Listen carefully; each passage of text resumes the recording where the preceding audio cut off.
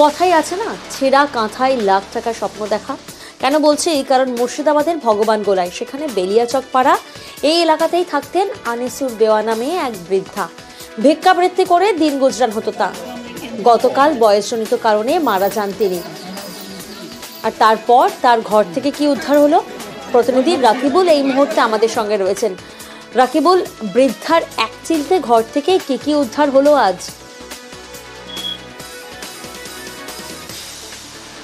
দেখো প্রিয়ঙ্কা, যে মুর্শিদাবাদের ভগবানগোলা থানার বেলিয়াচক পাড়া এলাকার এক বৃদ্ধা মহিলা, তার কিন্তু 4টি ছেলে মেয়ে থাকা সত্ত্বেও তাকে না দেখাশোনা করায় তিনি কিন্তু একটি ভাঙা ঘরে বসবাস করতেন।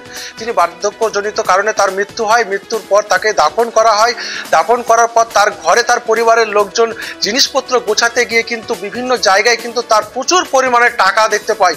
সেই টাকা দেখতে পেয়ে কিন্তু হতবাক হয়ে যায় সেই পরিবারের লোকজন। একেবারে চক্ষু চড়ক গাছ। তারপরেই